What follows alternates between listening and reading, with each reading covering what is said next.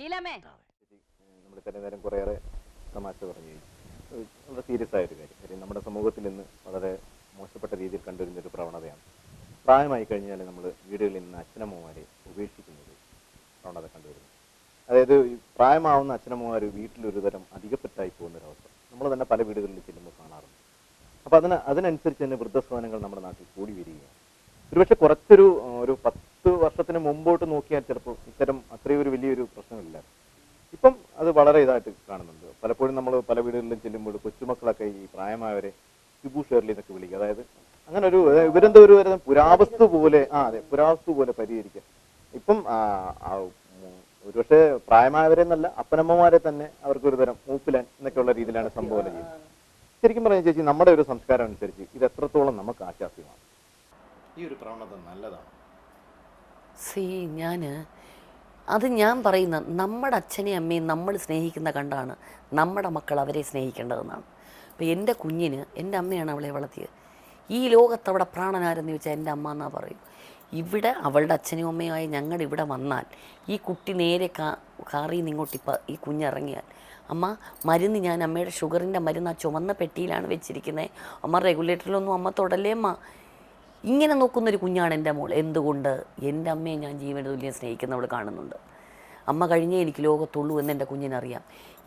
ഇവിടുത്തെ അച്ഛനമ്മമാരെ അദ്ദേഹം അത്ര നന്നായി നോക്കുന്നുണ്ട്. അപ്പോൾ ഇത് കാണുന്ന കുഞ്ഞൊരിക്കലും എൻ്റെ അച്ഛനെയമ്മയും വീട്ടിൽ നിന്ന് പുറത്തിറങ്ങാൻ പറയൂ.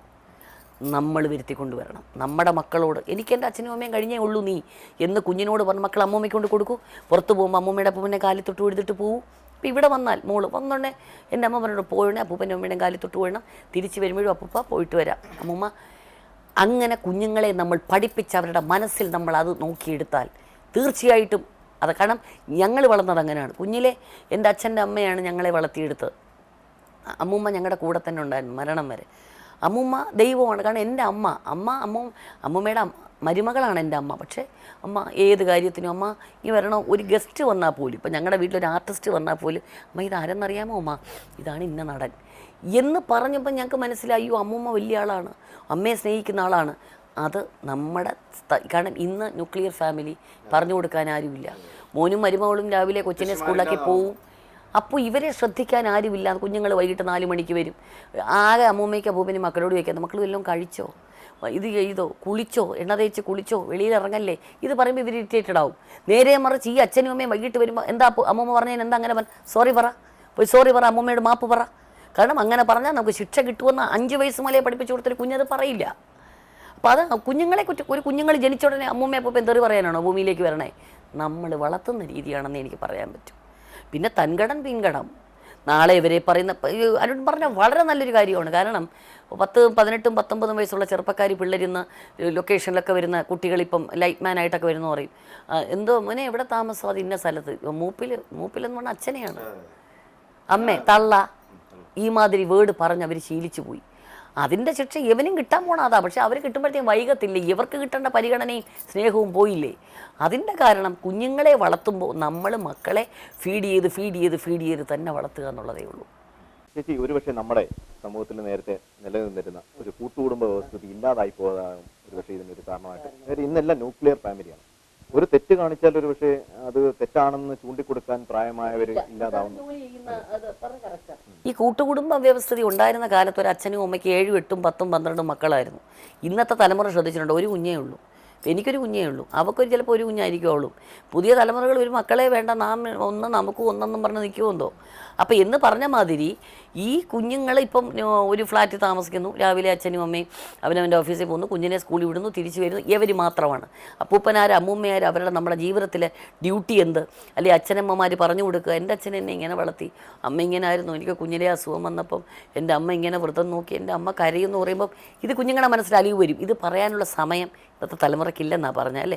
അതിനെന്ത് വേണമെന്ന് വെച്ചാൽ ഈ അച്ഛനും അമ്മയും ജീവിച്ചിരിക്കുന്നൊരു വീട് കാണുമല്ലോ. ഒന്നുകിൽ ഈ കുട്ടിയുടെ ഒരു കുഞ്ഞിൻ്റെ അച്ഛൻ്റെ അമ്മയെ അച്ഛനെ നമുക്ക് ആദ്യം എടുക്കാം. ഇദ്ദേഹത്തിൻ്റെ കൂടെ അല്ലെങ്കിൽ ഇദ്ദേഹത്തിൻ്റെ ബ്രദറിൻ്റെയോ സിസ്റ്ററിൻ്റെയോ കൂടെ അവർ കാണുമല്ലോ. അവിടെ കൊണ്ടുപോകണം മക്കളെ ഒരു വീക്കെൻഡിൽ കൊണ്ടുപോയിട്ട് പറയണം അപ്പൂപ്പനും ഉമ്മയും പോകണം, അവർ ദൈവങ്ങളാണ്, അവരാണ് നമുക്ക്, അവരെ നന്നായി നോക്കിയാലേ നമുക്ക് ജീവിതത്തിൽ നല്ല ഇതുള്ളൂ എന്ന് പറഞ്ഞ് മനസ്സിലാക്കി ആ കുഞ്ഞുങ്ങളോട് പോയി വിശേഷങ്ങൾ പറഞ്ഞ് അപ്പോൾ എന്തെങ്കിലും നമ്മൾ വാങ്ങിച്ച് കൊണ്ടു കൊടുക്കുക, അപ്പൂപ്പനും അമ്മൂമ്മയ്ക്കും കൊടുത്ത് കാലിൽ തൊട്ട് അങ്ങനെ നമ്മൾ പഠിപ്പിക്കും. ഒരു ദിവസം മതി, അല്ലെങ്കിൽ ആഴ്ചയിൽ ഒരിക്കൽ മതി, മാസത്തിൽ ഒരിക്കൽ മതി, അവർക്കും സന്തോഷം, കുഞ്ഞുങ്ങളുടെ മനസ്സിലുമുണ്ട്. എൻ്റെ അച്ഛൻ്റെ അച്ഛനെ പറഞ്ഞാൽ, എൻ്റെ അപ്പൂപ്പനെ വല്ലതും പറഞ്ഞാൽ അച്ഛൻ അടിക്കും, അല്ലെങ്കിൽ അമ്മ അടിക്കും, അമ്മയ്ക്ക് ഫീൽ ചെയ്യുന്നൊരു വേദന മക്കൾക്ക് വന്നു കഴിഞ്ഞാൽ ചെയ്യില്ല. അത് ചേച്ചി ഇപ്പോൾ കുടുംബശ്രീയുടെ ഒരു പ്രൊമോട്ടറായി വർക്ക് ചെയ്യുന്നുണ്ട്, അതെന്താണത്, അതിൻ്റെ പ്രവർത്തനം? അതായത് ഈ കുടുംബശ്രീ എന്താണെന്നുള്ളത് എനിക്കറിയില്ലായിരുന്നു. അതെ, അയൽക്കൂട്ടങ്ങൾ എന്ത്, ഇതിൻ്റെ ശാഖകൾ എന്ത്, എങ്ങനെയാണ്, ഈവൻ ഇതെന്താണെന്നുള്ളത് എന്നെ സെലക്ട് ചെയ്തു അതിൻ്റെ ഡയറക്ടർ മിസ്റ്റർ വിനോദ് എന്ന് പറഞ്ഞ ആളാണ്. ഇതെന്നോട് പറഞ്ഞിട്ട് ഇദ്ദേഹം ഫോണിൽ പറയുമ്പോൾ ഞാൻ എനിക്കിതിനെക്കുറിച്ച് അറിയില്ല. അദ്ദേഹം ഫോണിൽ അതിനെക്കുറിച്ചൊരു വിവരണം എൻ്റെ അടുത്ത് പറഞ്ഞു. ഏകദേശം 8 ലക്ഷത്തോളം സ്ത്രീകൾ ഇന്ന് ജീവിക്കുന്ന, 8 ലക്ഷം സ്ത്രീകളെന്ന് പറയുമ്പോൾ അവരുടെ കുടുംബങ്ങളുടെ എണ്ണം കൂടെ നോക്കണം. ഇത്ര പേര് ജീവിക്കുന്നത് ഇങ്ങനെയാണെന്നും ഇതുമൂലമുള്ള നന്മ എന്താണെന്നും ഭാവി വരാൻ പോകുന്ന നന്മകൾ എന്താണെന്നും അങ്ങനെ ഒരു കൂട്ടായ്മ, സ്ത്രീകൾ മാത്രമല്ല പുരുഷന്മാരുണ്ട്, യങ്സ്റ്റേഴ്സുണ്ട്, കുഞ്ഞുങ്ങളുണ്ട്, അങ്ങനെ ഇതിലേക്ക് പ്രൊമോട്ട് ചെയ്യാൻ അവരെന്നെ തിരഞ്ഞെടുക്കുകയായിരുന്നു. അങ്ങനെ അതിൻ്റെ ഒരു വർക്കിലാണ് ഞാനിപ്പോൾ. അപ്പോൾ അതിൽ നിന്ന് ഒരുപാട് അറിവ് എനിക്ക് ഗ്രഹിക്കാൻ പറ്റി. നമുക്ക് വിദ്യാഭ്യാസമില്ലാത്ത സ്ത്രീകൾക്ക് ജോലിയില്ലായിരുന്നു, അല്ലെങ്കിൽ ഇപ്പം ഞാൻ ചോദിക്കട്ടെ, പല സ്ത്രീകൾക്ക് പല കഴിവാണ്. ഇപ്പോൾ തയ്യൽ ചെയ്യുന്ന സ്ത്രീകളുണ്ടാവാം, നല്ല വേറെ വർക്ക് ചെയ്യുന്ന പെണ്ണുങ്ങളുണ്ടാവാം, അങ്ങനെ ഒരുപാട് വർക്ക് ചെയ്യുന്ന സ്ത്രീകൾക്ക് ഇന്ന് സമൂഹത്തിൽ പെട്ടെന്നൊരു സുപ്രഭാതി ഒരു സ്ത്രീക്ക് ഒരിടത്ത് പോയിട്ട് ഞാനേ ഈ സോഫ ഇതൊക്കെ ഉണ്ടാക്കുന്ന ഒരു സ്ത്രീയാണെന്ന് പറഞ്ഞാൽ ആരും ജോലി കൊടുക്കും. അവർക്ക് അയൽക്കൂട്ടം വഴി, ഒരു കൂട്ടായ്മ വഴി അവർക്കത് വേണ്ടുന്ന ചെയ്ത് ധനസഹായം ചെയ്ത് ഇവർക്കും ജീവിക്കാം, ഇവരിൽ കൂടി എത്രയോ പേർക്ക് അങ്ങനൊരു കൂട്ടായ്മയാണെന്ന് എനിക്ക് മനസ്സിലായത് ഇതിൽ കൂടിയാണ്. അങ്ങനെ ഇപ്പം ഞാൻ അതിൻ്റെ പ്രൊമോട്ടറാണ്. അപ്പോൾ ഈ 8 ലക്ഷം പേരുടെ പ്രകൃതിയാണ് ഇപ്പോൾ സാമൂഹ്യ പ്രവർത്തനത്തിലേക്കും കൂടെ ഇറങ്ങിയിരിക്കുകയാണ്. ഭാവിയിൽ രാഷ്ട്രീയത്തിലേക്ക് ഒരു പക്ഷേ നമുക്ക് പ്രതീക്ഷിക്കാം. ഒരു പക്ഷേയില്ല. ഞാൻ ഓട്ടോ ഇട്ടിട്ടുള്ള ആളല്ല. അത് തമിഴ്നാട്ടിൽ വിളിച്ചാൽ പോവും, തമിഴ്നാട്ടിലാണ് ഞാൻ പോവും. കാരണം പറ്റിയ മേഖലയെന്നല്ല, എനിക്ക് സത്യം ഞാൻ നിന്നോട് പറയാം, കേരളത്തിലെ മന്ത്രിമാരൊക്കെ കാറിലൊക്കെ പോകുന്നുണ്ട്, എനിക്ക് എന്തോ പോലെ പാവം തോന്നും അവരെ. ഒരു വണ്ടിക്കകത്ത് മേളിലൊരു ലൈറ്റ് പോലും ഇല്ല ഇപ്പോൾ പലർക്കും, അല്ലേ? മന്ത്രിയാണെന്ന് പോലും പറഞ്ഞുകൂടാ. ഞാനിപ്പോൾ അടുത്ത സമയത്ത് ഞാൻ താമസിക്കുന്ന ഹോട്ടലിൻ്റെ താഴെ, ട്രിവാൻഡ്രത്ത് അമൃത ഹോട്ടലിൻ്റെ താഴെ ഞാൻ വന്നുകൊണ്ടിരുന്നപ്പോൾ റോഡിൽ പന്യൻ രവീന്ദ്ര സാറ് നിൽക്കുന്ന ഒരു ഓട്ടോയിൽ വന്നിറങ്ങിയിട്ട് അദ്ദേഹം എന്തോ പേഴ്സിന്ന് ചില്ലറ എന്തോ കൊടുത്തപ്പോൾ എന്തോ തപ്പുന്നു അദ്ദേഹം ബാക്കി പൈസയ്ക്ക്. ഇങ്ങനൊരു മന്ത്രിയൊന്നും എൻ്റെ സ്വപ്നത്തിലേ ഇല്ല. കാരണം എന്ന് വെച്ചാൽ ഞാൻ തുറന്നു പറയുകയാണ്. അപ്പം തമിഴ്നാട്ടിൽ അവിടെ ജയലളിത ബാത്റൂമിൽ കഴിയുമ്പോഴേ റോഡ് ബ്ലോക്കാണെന്ന് ഓർത്തോണം. അവർ പിന്നെ അവിടെ നിന്ന് റെഡിയായി പുറത്തിറങ്ങുമ്പോൾ 6 മണിക്കൂർ എടുക്കുമ്പോൾ മൗണ്ട് റോഡ് ബ്ലോക്കാണ് മോനെ തലേന്ന് രാത്രിയെ. അപ്പം എന്ന് പറഞ്ഞ പോലെ എന്ത് ചെയ്താലും ഒരു ഗ്ലാമറായിട്ട് ചെയ്യണം എന്നൊരു താല്പര്യം എനിക്കുണ്ട്. പക്ഷെ ഒരു കാര്യം, രാഷ്ട്രീയം എന്ന് പറഞ്ഞാൽ ഞാൻ ഇന്ന് വരെ വോട്ട് ഇട്ടിട്ടില്ല. ഞാൻ വോട്ടേ ഇട്ടിട്ടില്ല, ഒരാൾക്കേ ഇട്ടിട്ടുള്ളൂ. അത് വർഷങ്ങൾക്ക് മുമ്പ് വൈജയന്തിമാല ബാലി അമ്മയ്ക്ക് അതിട്ടത് സിനിമ ഒരു താരമായതുകൊണ്ട്. കാരണം എൻ്റെ കൂടെയുള്ള എൻ്റെ കലാരംഗത്തുള്ള ഒരു വ്യക്തി എവിടെ നിന്നാലും ഞാൻ വോട്ടിടും. കേരളത്തിൽ ഇന്ന് വരെ വോട്ടിട്ടിട്ടേ ഇല്ല ഞാൻ. അപ്പോൾ അതുകൊണ്ടൊക്കെ തന്നെ വോട്ടിട്ട് കഴിയുമ്പോൾ നമുക്ക് അവരോട് ചോദിക്കണമെന്ന് തോന്നും. ഞാനല്ലേ നിങ്ങളെ ഈ മണ്ഡലത്തെയും ജയിപ്പിച്ച്, എന്തുകൊണ്ട് ചെയ്തു തന്നില്ല എന്ന് ചോദിക്കണം. ഇതിനാവശ്യമില്ലാതെ രാഷ്ട്രീയം എന്ന് പറഞ്ഞൊരു സംഭവം എൻ്റെ കൊച്ചച്ഛൻ ശൂരനാട് രാജശേഖരൻ, കൊച്ചച്ഛൻ പ്രചാരണത്തിന് പോകുമ്പോൾ കൊച്ചച്ഛനോടെ ഞാൻ പോകും. ഞങ്ങൾ 3 പെമ്പിളരും പോയിട്ടുണ്ട്. മക്കളുടെ സ്ഥാനത്താണ് കൊച്ചച്ഛനോട് പോയത്, അല്ലാതെ പാർട്ടി അതൊന്നും ബേസ് നോക്കിയല്ല. സത്യം പറഞ്ഞാൽ നമ്മൾ കലാകാർക്ക് ഞങ്ങൾക്ക് ജാതിയില്ല, മതമില്ല, പാർട്ടിയില്ല, ജാതിയില്ല. ഞങ്ങൾ സിനിമാ പാർട്ടിക്കാരാണ്. ഒരിക്കലും ഞാൻ രാഷ്ട്രീയത്തിൽ വരികയില്ല. പക്ഷേ മറ്റുള്ളവർക്ക് ഹെൽപ്പ് ചെയ്യണം. സോഷ്യൽ സർവീസിൽ ഞാൻ ജനസേവാ ശിശുഭവൻ്റെ ചെയർപേഴ്സണാണ്. ജനസേവാ ശിശുഭവൻ അതിൻ്റെ ചെയർപേഴ്സണാണ്. ഇപ്പോൾ സ്ട്രീറ്റ് ബേർഡ്സ് എന്ന് പറഞ്ഞിട്ട് ഞങ്ങൾ വേറൊരു സംഘടന, അതിൻ്റെ തന്നെ സംഘടനയുടെ അസിസ്റ്റൻറ്റ് ചെയർപേഴ്സണാണ് ഞാൻ. അപ്പം സോഷ്യൽ വർക്കിന് എനിക്ക് താല്പര്യമുണ്ട്. കാരണം എനിക്ക് ജനങ്ങൾ തന്ന സ്നേഹവും ആദരവും തിരിച്ചവരോട് കാണിക്കാൻ ഇത്തരം പ്രവൃത്തിയിൽ കൂടിയേ നമുക്ക് കാണൂ. ഒരിക്കലും രാഷ്ട്രീയത്തിൽ ഞാൻ വരില്ല.